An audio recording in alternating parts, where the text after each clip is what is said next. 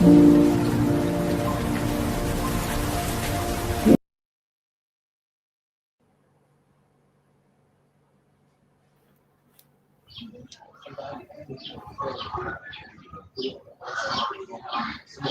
back to the live. Welcome.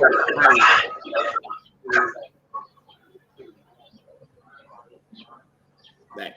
So you're welcome to the ninth edition of Medical Reality Talk Show with Icmfel. And it is my pleasure to have you here today. We're going to be discussing uh, diabetes for the lay people to understand diabetes and eye problem called diabetes retinopathy. So all of our viewers all around the world, we want to say hello, good morning, good afternoon, wherever you are. You're welcome again to this interactive forum where we have the opportunity to bring doctors, nurses, and professional people to just talk about some of the things that we deal with. So I'm happy today to have very special guests here. So before I allow them to talk, I'm going to do a couple of introduction briefly. First of all, I want to welcome all of you and welcome my audience and my guests. But as Icmfel, this whole thing is organized by a team, so I want to welcome and introduce the Icmfel organizing team first. So before I do that, I will pray. Lord, thank you for this platform and thank you for our time together today. We pray that as we discuss, you're going to not just allow us to talk science, but we'll be able to help somebody to understand and be able to have direction to whatever problem they face with their eyes, and they're going to hear the specialist perspective and get knowledge. Thank you for our time in Jesus' name. Amen. So I'm going to briefly introduce Icmfel organizing team. So if you are looking at the screen, I am Dr. Augustine K. Bala. I am a resident doctor in neurosurgery, and I am the host today, hosting from Guangzhou, China, the biggest commercial city in southern China. And I have on our team Dr. Eleanor Anate. She is a general practitioner. She's from Ghana, Accra. And I have also Dr. Faustin. He's from Congo, but he also work here in Guangzhou and do residency program here. And Dr. Victoria Niali from Canada and also residing here in Guangzhou, China. And I have Dean Naomi Flomo from Jamaica. She's a Liberian, but she's studying in Jamaica, also on our team. And Mugata Niameni Flomo, also a medical student here. These are the people that are organizing this program. So every time we have it, it's good. We want to introduce them so they know what they're doing and all of that. And now I'm going to be introducing the special people that I have with me here today, our special guests. So I will start with the doctor. I have Dr. Shiraj. You're going to forgive me if I don't pronounce the name very well. I'm not as versatile as she is. So she's going to forgive me if I don't pronounce her name. So Dr. Pilar is here with me, and she actually hailed from India, but she studied in China, and she's currently living and working and training in Liberia. So that's how versatile she is. She speaks 3 languages. So she speaks English, she speaks Hindi, and speaks Chinese. So I do not speak Hindi, but maybe I may ask her some questions in Chinese today. Yeah, so she studied in China. She did her medical degree at the Nanton University here, and here where she got her MBBS, Bachelor in Nursing and Bachelor in Surgery. She completed her study in 2016 and did 1 year internship at the Nanton affiliated hospital of Nanton University.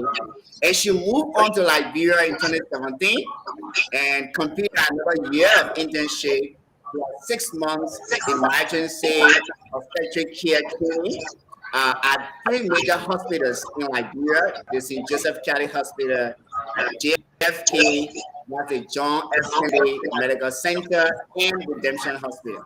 After that, she was licensed as a medical officer, a general practitioner, and started working in the department of the art department of GFK, where she later enrolled into residency program to do ophthalmology.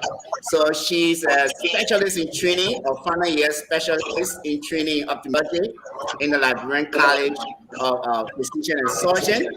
And so she also had working beyond doctor.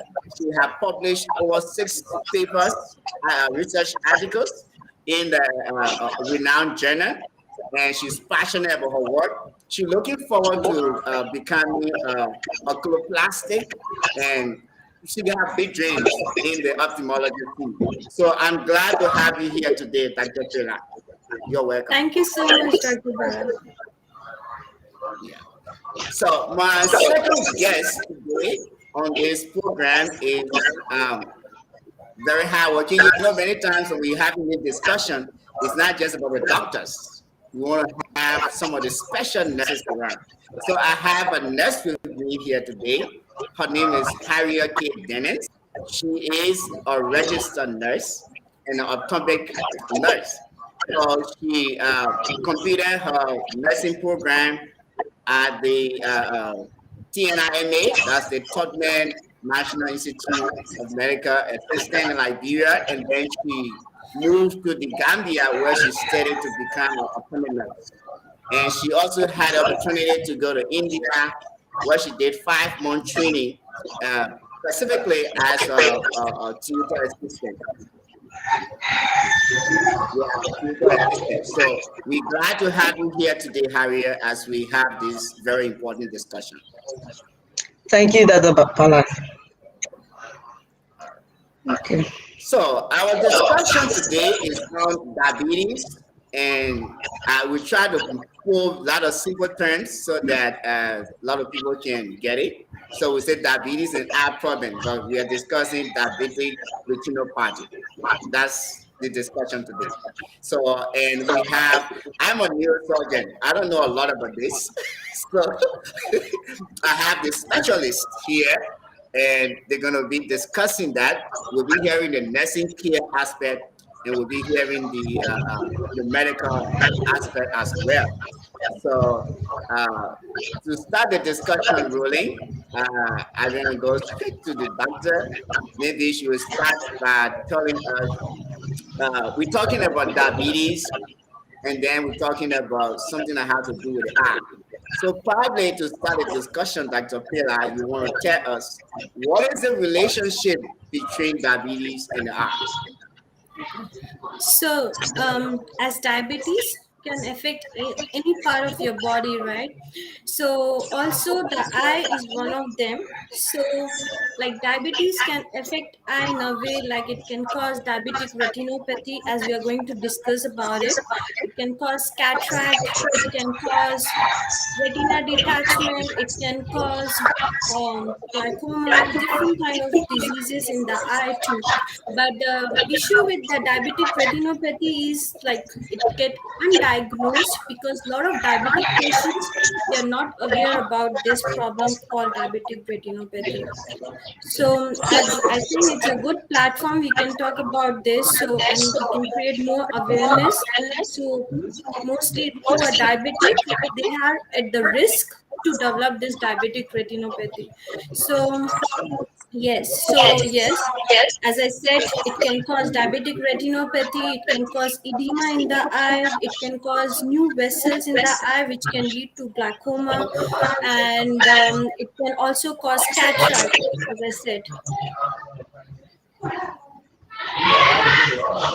Okay, thank you, Doctor.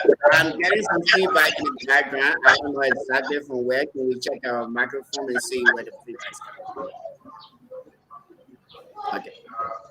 Yeah, I think much better like that. Okay. Yeah, thank you. So thank you so much. That I think that's very important to lay that basics, right? Yeah, when we say diabetes retinopathy, and I think we just start discussing without laying that basis, people could get more confused, right? So we try our best, and Dr. Pilar told me that she will try her best to make conversation so simple as try her best to make it as simple as possible. We're not going to go too medical here because we know there are thousands of people around watching this, and we want for you to be able to follow. So great, and that's why we started by trying to lay that basis. But again, if I could ask, now let's define the big term. What is diabetes retinopathy? So, in diabetic retinopathy, we have a inner layer like retina. We have photoreceptors there, which can help us to see. Okay, and retina have small, tiny vessels there, and because of the high glucose level, those vessels it can leak blood. Okay, and it can get damaged in different forms, so that one of the reasons is uncontrolled blood sugars, so which can ultimately gradually damage retina gradually, and leading to different complications of diabetic retinopathy. Okay, great. So, Harriet, as a nurse, uh, when we talk about diabetes retinopathy, so you being from being a registered nurse coming to being a clinic nurse, then now in a theater. So, what's your own perspective? What's the nursing idea of what diabetes retinopathy is? Thank you. I like that part of as a nurse. As a nurse, diabetic retinopathy is just an advanced progressive complication or difficult situation that also affects the retina, the eye. It threatens the sight, the eyesight. All we could say is a disease of the retina. Okay, great. You already defining and talking more like the doctor, by the way. So I like that. Thank you. So Thank let's you. go back to this. What is So I think people will kind of start getting afraid. Well, so it means diabetes, and they I think have relationship. So is it that every patient that have diabetes will develop diabetes retinopathy? That is that what we're trying to put here? Does every diabetes patient develop diabetes retinopathy? So, as type 1 diabetes, diabetic patients, they are at high risk to develop diabetic retinopathy. And if the duration of the diabetes is long and it's uncontrolled sugar levels, like glucose level, if their sugars are not under control with the medications, so those kind of patients, diabetic patients are at very high risk to develop diabetic retinopathy. Okay, so you're talking about certain people are high risk, and so talking about risk here, what are some of the risk factors apart from having diabetes? What are some of the risk factors for developing diabetic retinopathy? So apart from diabetes, the other risk factors are high blood pressure and high Mhm. cholesterol. Pregnant ladies at first trimester, they are at high risk to develop diabetic retinopathy, and those patients who have underlying risk factors, as I mentioned, those are the ones at the high risk factors to develop diabetic retinopathy. Okay. So, I said, getting back again to Harriet, Yeah. what do you talk about risk factors and people who are more at risk, and what can be what cautions will you give? Talking about developing retinopathy, diabetic retinopathy. People who are at risk, as Dr. Shale Meshari rightly said, people with poor control of the sugar level, those that don't monitor their sugar level, those who don't have control over their sugar, those who are not taking their medicine regularly, people who don't do a regular checkup. These are people who are prone. They can easily resort to diabetic retinopathy. Okay. So now, as a nurse, when your patient comes to the clinic, you are the first contact. Your first encounter is to educate your patient where you have gotten a good history, medical history about that patient. As much as you are also concerned about the eye, you know that the systemic is also important because the systemic also affects the eye. So you will educate your patient. Make sure you monitor them, follow them up on whether they are taking their medication regularly, whether they are having a regular checkup or sugar check to know whether it's high or it's under control, and also making sure that they are taking their maintenance medicine, those medicine they are on. Those are all important things when they come to the clinic. Okay. Taking taking into consideration, you just mentioned the risk factor. What are some of the symptoms, Dr. Pillard? What are some of the symptoms that, when you kind of see that? So other doctors, other nurses who are not in the eye clinic, what are some of the things that we should look for if we see in our patients that we should probably kind of refer them to, the eye clinic? And if I am now a doctor or nurse, what are some of the things if I kind of see happening to me, the symptoms that will kind of alert me that probably I need to do an evaluation for diabetic retinopathy symptoms? So, firstly, from your if you're following your patient, you should check your blood sugars level of your patient, whether is whether the patient is non-diabetic or his patient is not known, or patient is on medication, and whether the patient's blood sugar is under control. These are the first things which we have to look at. And second, the patients complain about unstable refraction, like patient is being using glasses, and like within few months he feel like his glasses, the glasses which he is using, he's not seeing too clear with it. And patient will feel like his vision is getting decreased, or he's feeling like he's not seeing too clear as compared to before, and he's a known diabetic. And apart from that, they will complain about floaters. They are seeing a lot of like flies in front of their eyes, they're moving around. Those are the signs which will tell us whether the patient is developing any complications for diabetic retinopathy. So mostly a diabetic patient who is known diabetic or is on medication, they should do a yearly eye examination. So these are the findings which we see in the eye center, like in our eye clinics, when these are the things which are unnoticed by patient until they come to for an ophthalmology examination. Okay. So, Harry, we want to go to you. The nurses, Yeah. you have the opportunity most of the time to even pick up the symptoms before you alarm the doctor. So, from your own experience as a nurse, what are some of the most common symptoms associated with diabetic retinopathy? Okay. Dr. Pilar just mentioned floaters where they see something like strings. They will also complain about blurred vision. They will complain about fluctuating vision. Sometimes they see, sometimes they don't see. As she said, they have refraction problem. And then they will also, the patient will also see something like they have this partial vision dark. They see an image, and part of it is seen, and part of it is empty, part of it is dark. Those are some of the symptoms they will explain to you.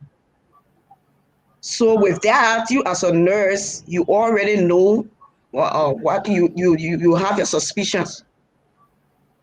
Okay.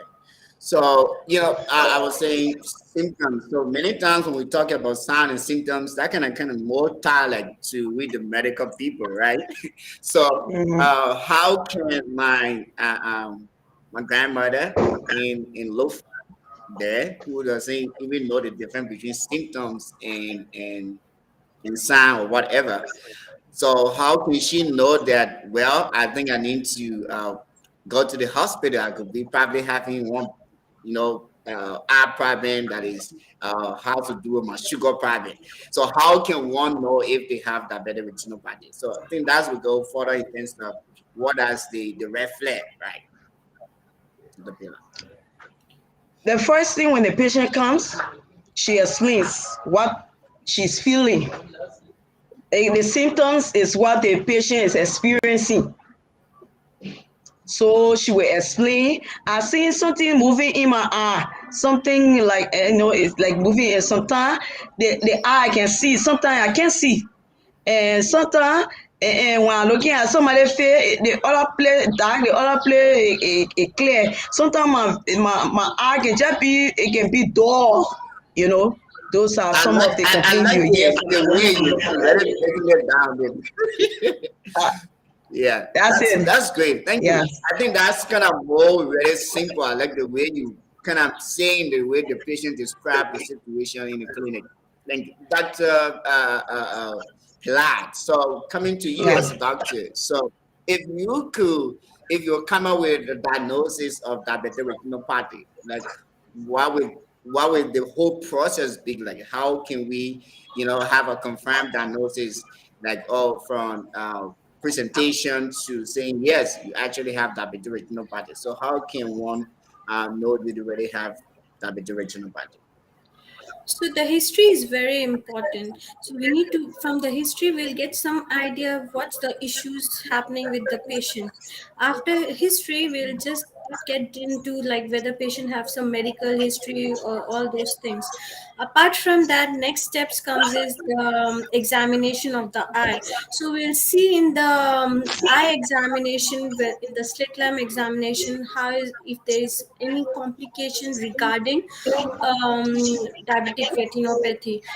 And the most important parts comes is the fundus examination. So in fundus examination, we dilate the patient to see the fundus and see the retina.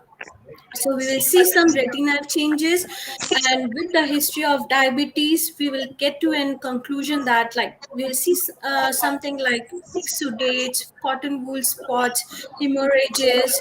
All of these things will point out towards diabetic retinopathy. So we will get to know whether patient have some, these are the signs which indicates yes, patient is having diabetic retinopathy. Okay, great. So, having said that, we definitely I know the essence is not trying to just scare people. Oh yes, when having this symptoms, if you're feeling this way, so you have this disease, and well, that's it. That's it. No, I think one of the essence is to create the awareness that if feeling this way, if you have this problem, there is a solution. So, having said that, what are the available treatments for diabetic retinopathy, especially in Liberia? You practice in Liberia, and people so listening to first us will want to know. So, firstly, as I said, patient need to control their blood sugars. That's the first most important thing. Okay, if their blood sugars are not under control, these things will not help them. Okay, so once the patient is already having complications like they are developing new vessels or they are having some other complications, so we can give them injections in the eye. We call them intravitreal injections. We can also do laser photocoagulation. Like laser is a beam where you can use it to destroy the vessels behind in the retina which are being bleeding, and we can seal them so that they will not bleed and cause any complication, furthermore complication. And then we can give them injections in the eye. As I mentioned before, diabetic patients can have edema in the eye. For such kind of cases we can give them intravitreal injections. So, Okay. like in Liberia, currently we can do lasers and also we can do intravitreal injections. Currently, we are not doing any surgeries regarding to diabetic retinopathy if they have any complication. But yes, first most we can do laser, and secondly, yeah, we can give them injections in Liberia. Okay. So, being a theater nurse, I know, yes, you're there following the doctors, as they go with the whole process. So, you want to tell us what are some of the things done in the theater? Because definitely theater, that's treatment, the surgical, therapy, right? So, what's your own experience on the theater as a theater nurse? What are some of the what is the current available, surgical procedures uh, being done that you've been participating in? You want to explain that to us, basic procedures, so people in Liberia. Having problem, not just only that better retinopathy, but having eye problem, they can be kind of confident. Yes, I can go to the eye center at JFK. I'm gonna see a doctor. I think there's doing this surgery there. So we have a theater nurse right here. You want to tell us what happened in that place? Okay, before I can go further, the whole idea of surgery is traumatizing. Most patients, when they tell them you are going for surgery, it's like some will say, it's like, they are going to take out my eye. I put it down and wash it and remove it and wash it. It's so traumatizing. At JFK That's Eye scary. Center, yeah, it was like they take my eye, put it on the table and wash it. No. That's why at JFK Eye Center, we have the counseling section. They prepare the patients of the surgery, the different procedures. For instance, right now we have a lot of surgeries going on. We have oculoplasty, we have cataract, SRCS phaco, which is cataract. We have this injection and a lot of surgeries. But in the theater, we have, like Dr. Pilar rightly said, with regards to diabetic retinopathy, I've witnessed over and over the intravitreal injection that they give. Normally, the patient goes in there, either an anesthetic eye drop is given or local block, meaning they give injection to relax the eye so that the patient wouldn't have pains.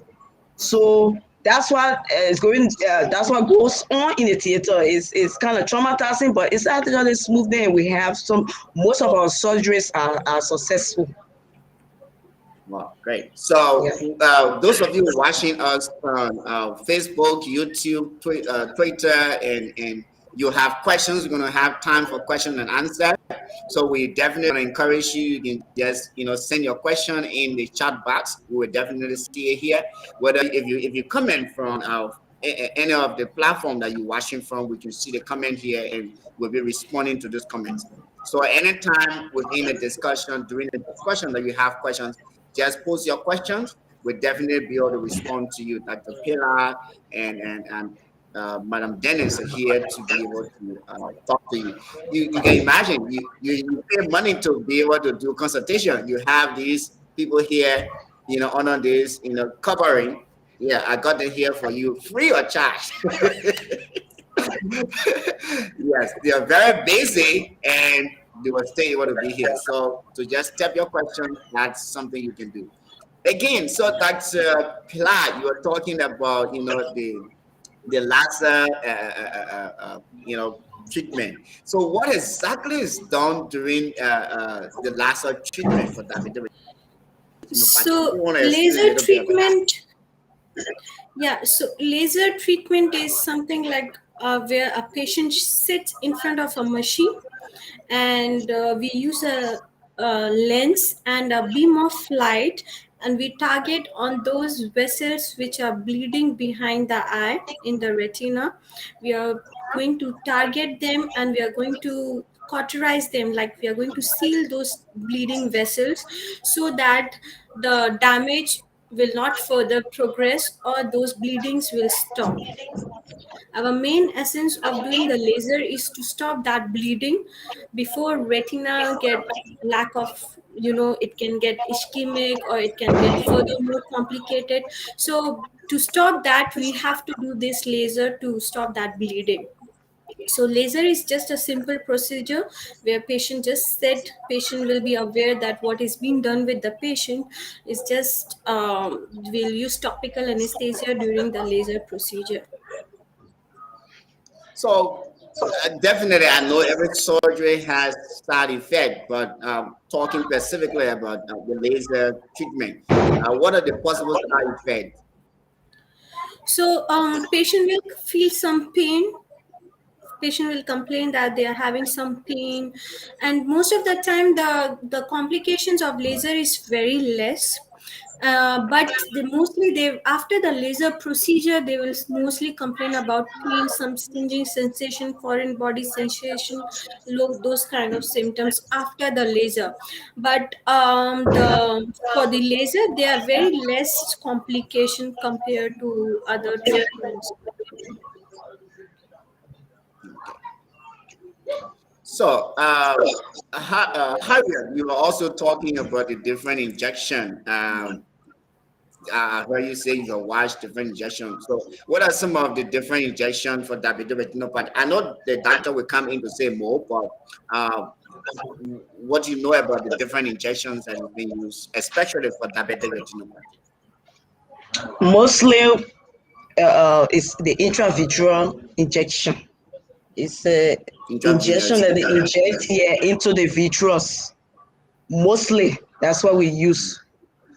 And there are other cases, but mostly this is the most common one they do in our theater.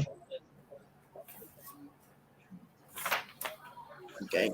Sometimes if you have some situations where the center part of the retina is affected, sometimes they get steroids, but mostly I observe the intravitreal injection and anti-vitreal. Okay. Yeah. So, Dr. Pilar, what additional contribution you want to say about that? The different injection, like that sounds a little scary, right, for the ordinary person, like injection in the eye. So probably you want to explain that for the layman who following. Like, do they give injection in the eye? What kind of injection is that? What is how does it happen?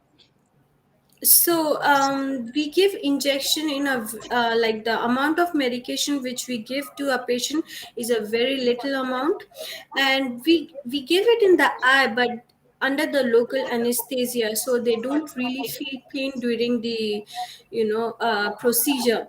So mostly we give them Avastin, we call it bevacizumab, that's the name of the medication which we give intravitreal. It's an anti-VEGF which will help patients with the diabetic retinopathy. So it's nothing like a big procedure, it's like maybe a 5-minute procedure where patient will just under the topical anesthesia we give these injections, and Avastin is available in Liberia. Mhm.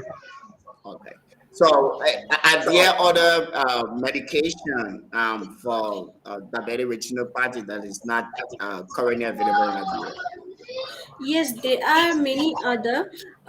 There are like 3, 4 other anti-VEGF which can be given in the patient with diabetic retinopathy. Second option can be ramabizumab. This is another anti-VEGF which can be also given for the diabetic retinopathy. And there are other few which is currently not here. And yes, the first choice here in Liberia we give is bevacizumab. That is Avastin. Yes.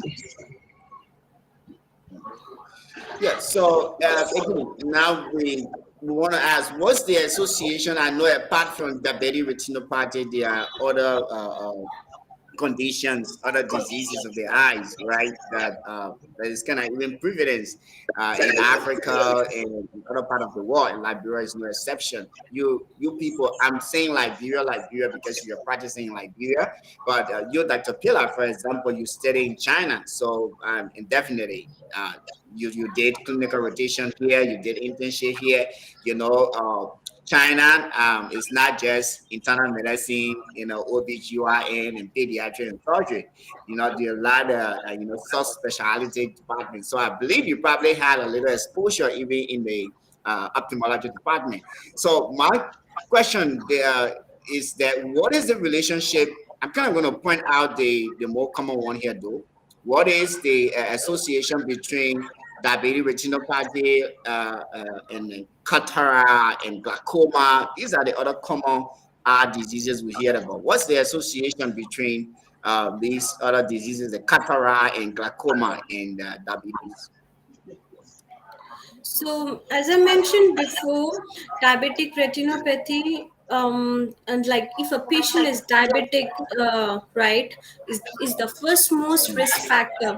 But also, like patient who is like having uncontrolled hypertension, right, and the patient who is having high cholesterol, these are also the one of the risk fact, I mean, like this risk factors which can lead to diabetic retinopathy. A patient, mostly a cataract patient, after 50s they mostly develop cataract in like in the patients, right? After 50 years patient will develop cataract. But if you are a diabetic patient, you can develop cataract little sooner than before 50, right? And apart from that, as I mentioned before, in we can have new vessels, right? We call it NVG, new vascular glaucoma, which can also happen in the patients with who develop new vessels in diabetic retinopathy, which can lead to glaucoma. And yes, so there are so many associations. These are the most common associations what patient will come across. And if you are a known diabetic, or you have hypertension, or you have uncontrolled cholesterol, so you should have a check on this. And as I said, every patient, they should do a yearly eye examination, because So let me come in here. So I am now ophthalmology, even though I became general practitioner, but a resident in neurosurgery. What uh, concern I should be having some of? So probably an internist is listening, an OBGYN specialist is listening.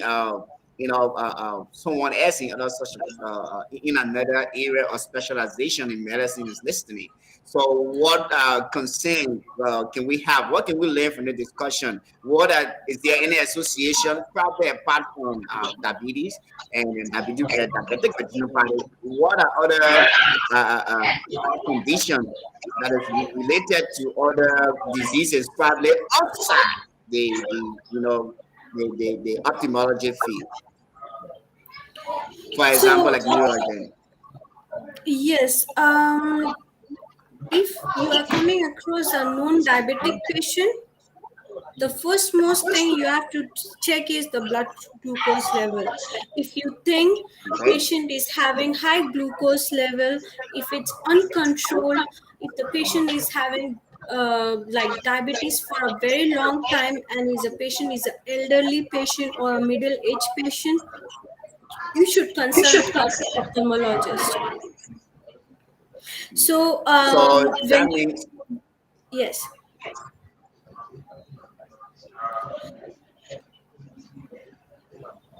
yes.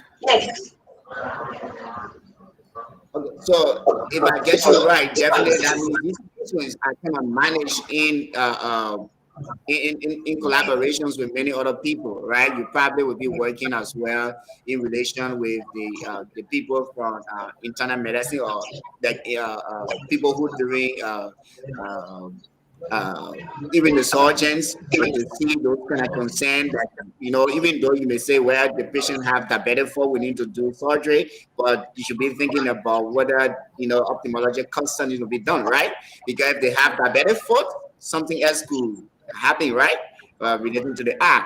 Or if you're internal medicine, you're managing this patient for diabetes, you probably want to make sure there's a holistic kind of management. So if I kind of understand your patients that you treat for diabetic retinopathy, definitely you're going to be managing then your multidisciplinary team. You have people from internal medicine, even people from surgery.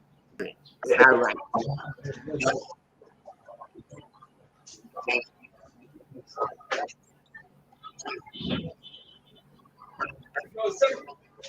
Is that right? Hello, can you hear me? Yes. Hello? Yes, sir. Yeah, so can you hear me now? Yes, yes. Can you please repeat your question? Yeah, so I was saying that I want to guess that diabetic retinopathy patients are probably managed in collaborations with many other doctors from other departments, like people from Yes. endocrinology, internal medicine, surgeons dealing with diabetic foot. They also will have to pay attention to the issue of diabetic retinopathy. Is that right? Yes. I had a small study which I was doing currently on diabetic retinopathy, and I saw a lot of gap between the management of diabetic retinopathy and the diabetes. A patient is a known diabetic, but they are not going undergoing an eye examination that often as they need to, you know. So I think it's very important if you are treating diabetes or you're treating a patient with known diabetes, right, or unknown, you are newly diagnosing, refer them to an ophthalmologist so we can do our own examination, and before it's too late, because once that when a patient comes to us, we realize that they comes in a late stage where the damage is been already done. As I mentioned before, retina detachment, they have this problem called fractional retina detachment, which can happen because of diabetic retinopathy. Once the retina is being detached, and we know a lot of our patients, they can't afford to travel out of Liberia for the management, right? So it's better if you are coming across a diabetic patient, let them come and do an yearly 6 monthly eye examination. Great. That's very important. So those of us that are treating diabetic patients, uh, dealing with patients that have diabetic related diseases, we should also be concerned about yearly, at least yearly, screening. That's key point we can point out there. So, what are some of the complications associated with, we're talking about a lot of different injections here, right? Yes. Harriet, do what are some of the complications associated with some of those eye injections? Well,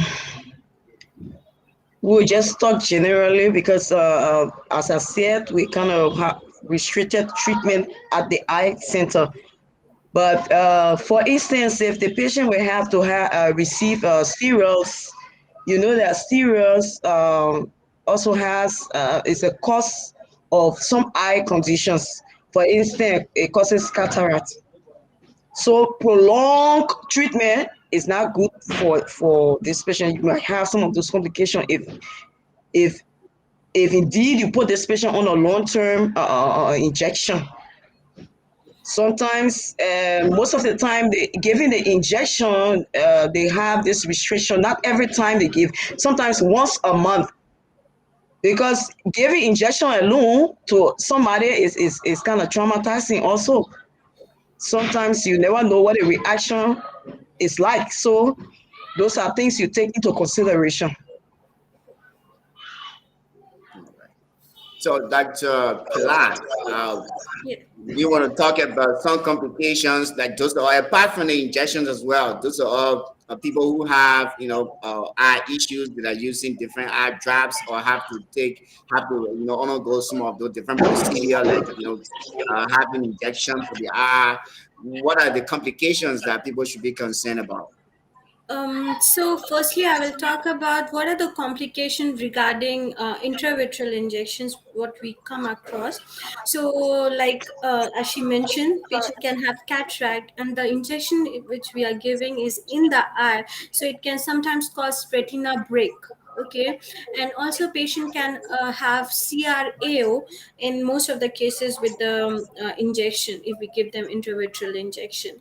So apart from this, yes, we come across a lot of patients in Liberia. They mostly what happens is they can just go to the pharmacy and buy medication, and they end up with a lot of complications before they come back to us. There are a lot of patients who don't have glaucoma, but they are being using glaucoma medication like for 5 years, 6 years, and when they come to us, there is a lot of damage which is already being happened to the eye. So, and it's irreversible, so we cannot change what happened. We can save what is there, but we cannot change what happened, right? So yes, for my side, I will always advise patients if they have any issues. We have hospitals in Liberia. It's not like we don't have hospitals, we don't have doctors. If you have any issue, you shouldn't just go to pharmacy and buy a random medication and complicate your issues. You can go to a doctor and see them and get a proper prescribed medication instead of using random medication. Thank you. So I'm gonna before, I know the time for question and answer, but while the discussion is going on, there is something interesting in the chat room, and I think I want to point that out. Somebody asked, Ajan asked the question. There's even though our answer is given, he said, is this injection done on eye or on body? That was very interesting. But somebody did came in to answer the question. It's in the eye.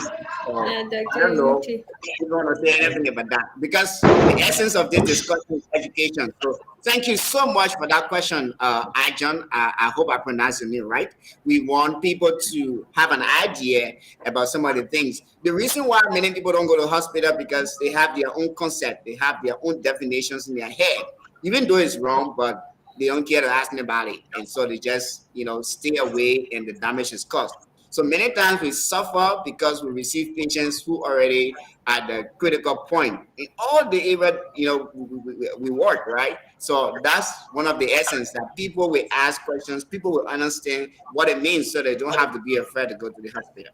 So thank you so much for that question. And so he asked another question whether surgeries are currently done in Liberia. Do you want to say something about that as well? Yes, we do a lot of surgeries in Liberia, like cataract surgery, glaucoma surgeries, and pterygium surgery. These are the most common ones which we do. Also, we also do a lot of plastic surgeries. Yes, yeah, we do a lot of surgeries in Liberia, eye surgeries. Thank you. Did you want to, do a follow up, even though Doki answered that? Do you want to say something about the injection, what it's giving? We talk about the eye injection, eye So, injection. Do you want to say so something about Dr. that? Unity is my senior. She already answered. So yes, the injection is in the eye. Injection is in the eye. Yes, we give injection. As I mentioned, it's in the intravitreal. In the eye, we give the injection. Okay. Thank you so much for that. So, Thank you, what's Dr. the Unity. difference? We're talking about the injection. We're talking about the different treatment, right? Options. We talk about the injection, then we talk about the surgical procedure. So what's the difference between the injection and the laser? So for example, I'm in neurosurgery. Like in China, I kind of notice most of the neurosurgical thing is open surgery, right? The skull, craniotomy. But with the advancement of technology, we now do a lot of interventional neurosurgery. Even the cardiologists are doing that, right? We instead of doing a open skull, we can use just catheter from the femoral arteries and be able to access, aneurysm from the brain and do embolization. So most of the patient we prefer those, not very invasive. Like even if the open surgery would be the best option, like what? If we can do, interventional, just put a catheter from my femoral arteries and solve the same problem, then no, don't open my skull. So I'm bringing that picture so that people will want to wait. Well, if injection can be done, if injection can be given, and you're talking about lasers, which one should I choose? So what's the difference between those two, treatment So, methods? this decision is made by an ophthalmologist whether a patient need a laser or whether a patient need an injection. So the laser is a permanent kind of treatment which we give, and also the injection is like patient might need one or more than one injection, and it's not like a permanent solution. It patient might need more than one injection depending on the situation. Yeah. Okay. So again, let's go into the chat room.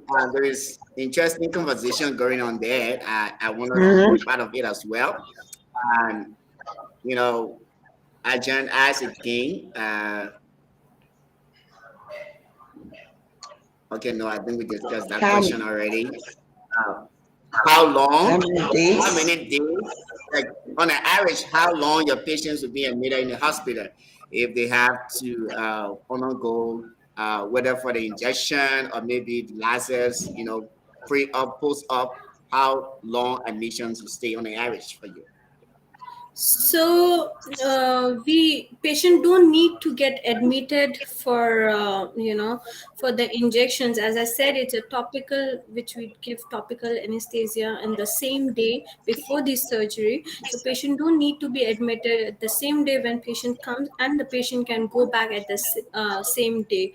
And the only thing is patient need to follow up so we can see the injection which we give patient whether it's effective, whether patient's vision is improving, whether patient is responding to the medication, or whether patient is developing some complication because of the injection. So we have to follow up the patient. So the only thing is patient have to follow up and visit us back in the clinic instead of being admitted and all those things. Patient don't need to get admitted. Yeah. Okay, thank you. I think your senior colleague in the chat room there is doing a good work. So it says a 10 minutes procedure, maximum 10 minutes, and the patient can be admitted. This will go So home. thank you. So another thing we want to say, I know our time is running out, but as we get to the basics, how common is diabetes in Africa? I know I don't know if you did that research. You've been a researcher and you have published about 6 papers. I was kind of like, wow, she has hit complete residency. She's already, I think by the time she finished fellowship, we don't need to kind of search again. Like, you already got enough paper for us to give you, to make you a professor. So you've been a researcher, probably I think you want to have an idea, from broad perspective. So how common is diabetes in Africa? So diabetes is very common in Liberia. I mean, like in Africa itself. But the issue is it get undiagnosed. So we have come across a lot of patients. They came with the complaint of blurring of vision, or they are not seeing too clear, like that, decreased vision. But when we do their fundus examination, we find out that patient is having diabetic retinopathy, and then we refer them to an internist. So it's mostly we can say the diabetes is high at prevalence, but it get undiagnosed in diabetic retinopathy itself. Yeah. So I think that's a big issue, right? When it comes to a lot of diseases, if you're being undiagnosed, right?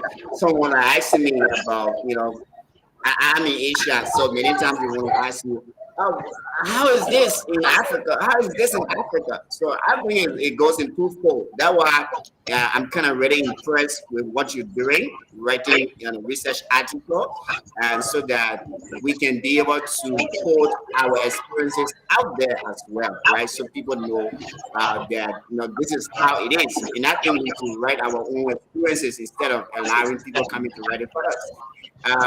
Another thing is that we don't have a lot of information because people not putting it out there, not because we don't know. So it becomes difficult to even decide, how we can engage some of those things. So, but I think there are a lot of research done on diabetes. So definitely some information should be available on that.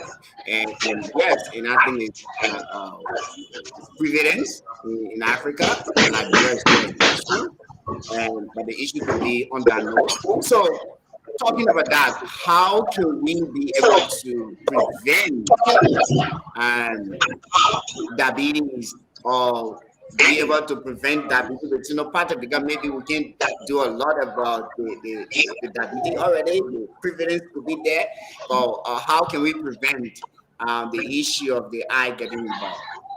You as an optimist. So diabetic retinopathy have the prognosis of the vision will be better if the patient is being detected in the early stage of diabetic retinopathy. So to prevent diabetic retinopathy, so the patient have to control their blood sugars level.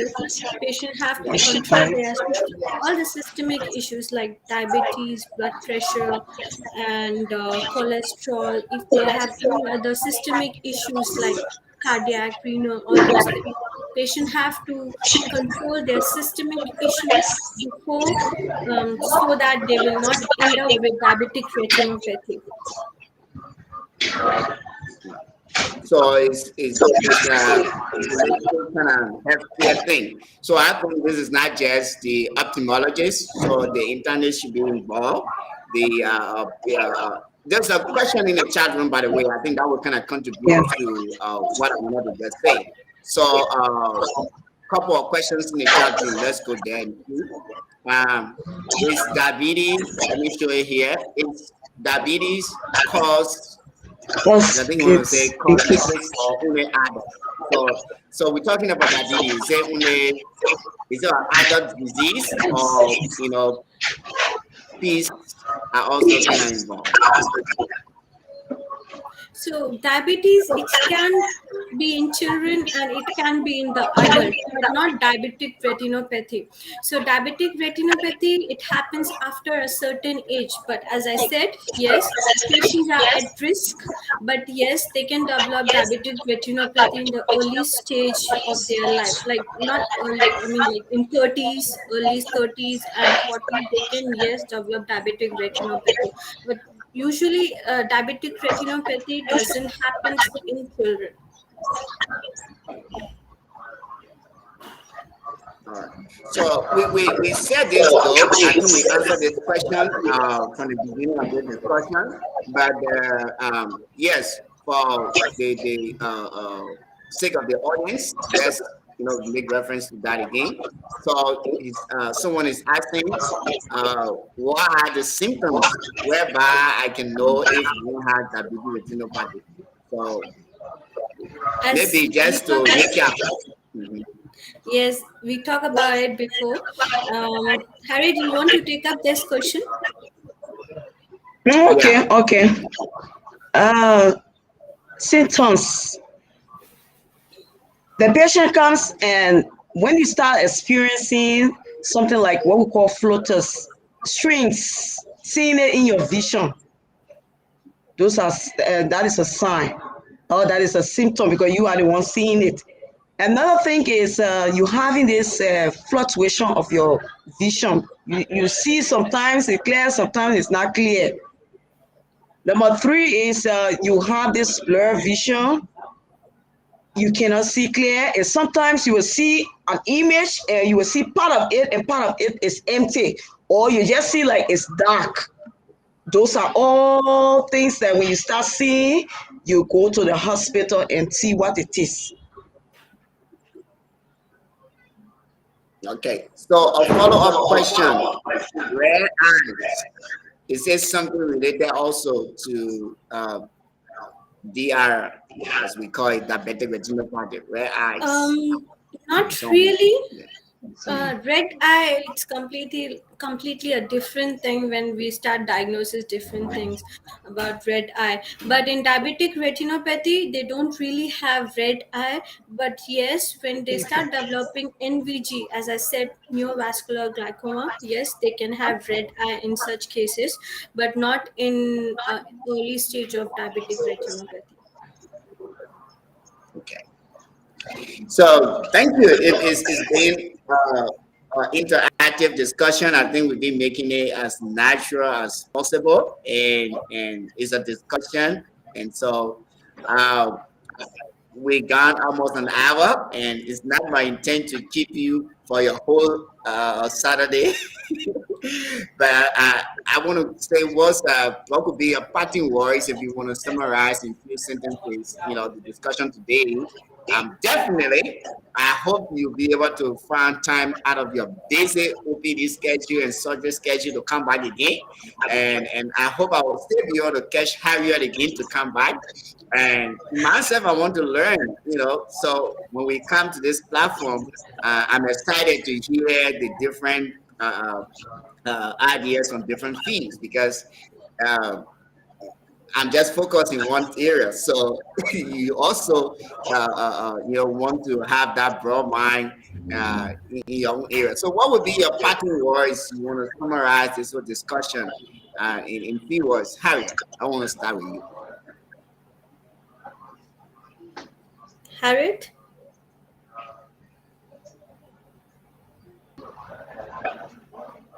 Okay, we can get Harriet. Dr. Pillar, do you want to, Yeah, summarize your Harriet, parting words? I'm here.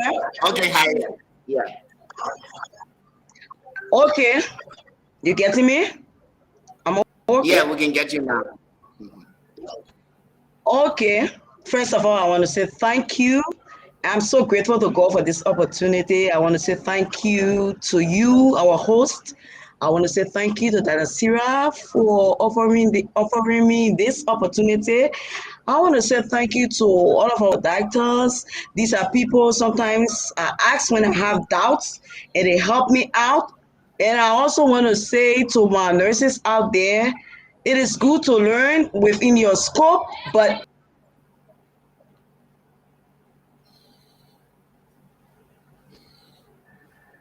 I think Oh, able sorry. to Is that the understand these diseases. Getting me? Yeah, we Hello? can get you now. Yes, sure. Thank you. Yes. Most of the time, it's good to read and work along with your doctor. Anything you don't understand, you ask questions because you are the first encounter with the patient. Sometimes you notice that the doctor in explain the patient doesn't understand. You are the one going to explain better. If you don't know these conditions, how will you explain about it?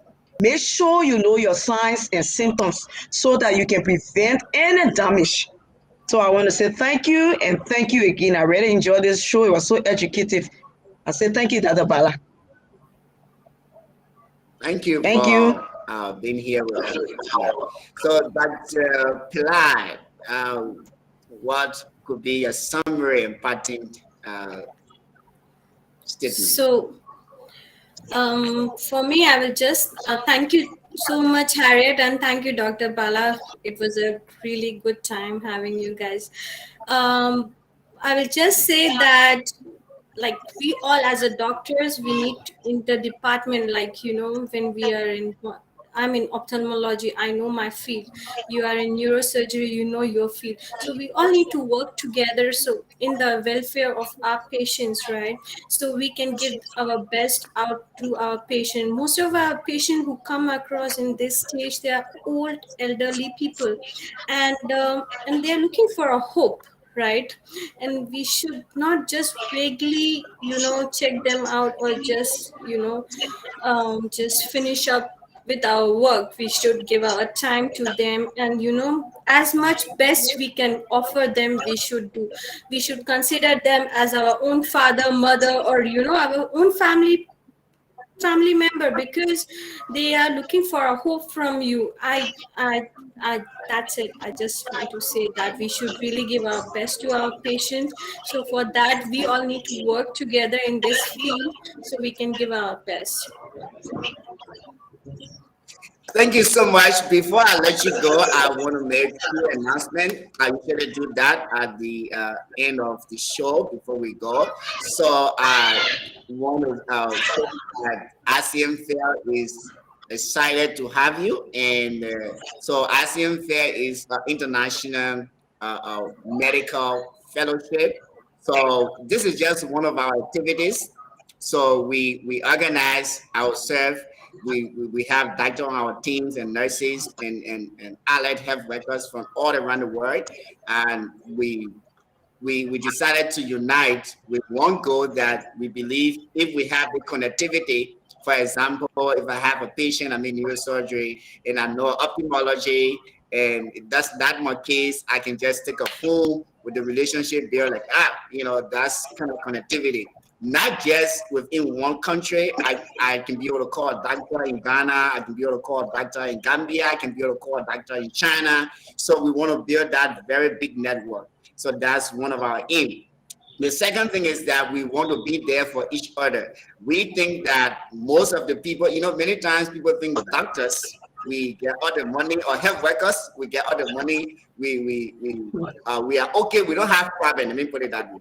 But that's not the truth. In fact, with our work, the tension we go through at every level, we are the people who experience a lot of stress. We are the people who have less time with our family. We are the people who like all this struggle, but nobody care about us. Nobody actually reach out to us. So we are caring for people with our life. So we think we want to build this network that we can also be able to reach out to each other. So that's the second goal. Third, to be able to motivate people, young people who want to be doctors. My own personal experience as a doctor now, I came from a country and environment where there were no mentors. Nobody was encouraging you to go forward. In fact, everybody wanted you to fail. So that motivated me to have a team to establish this. Instead of discouraging people, we want to encourage people, motivate, and allow people to know that they can do it. People who stay in high school and want to be a doctor, they can hear something like, wow, if Dr. Pillai can make it from India to China to Liberia, then I can make it. If Harriet can make it from Liberia to Gambia to India, I can do it too as a nurse. So that's the essence of this platform. So we want to say thank you. We hope that you'll be part of the 10th edition and our subsequent activities. So just if you want to contact us, this is our different social media outlet. You can contact us. That's our email there. And you can also follow our Facebook page. You can follow our Instagram page. And we have a WhatsApp group. If you have WhatsApp, you can send us your contact. We can add you in our WhatsApp group so that you can be part of the different things we are doing in our chat room. So we just want to say thank you for following us. And there are many other people who are partnering with us that we have invited to this show or to our different activities. And they are interested. So if you are there, you're doing something similar we are doing, or you're interested in health, or interested in motivating people, want to support people, we will also be excited to have you partner with us in whatever way you can. So it's been a great time, and thank you for having you here. All right, so thank you, Dr. Pillai, and thank you, Harriet. And I will just pray now and let you guys go. Okay. So thank you, Lord, for the time. Thank you for allowing these professional people to come and share their knowledge and also motivate. So we pray that as we end this show today, you're going to keep us and help us to do more and impact immunity with our profession. This we pray in Jesus' name. Amen. Amen. Thank you and bye-bye. Bye, everyone.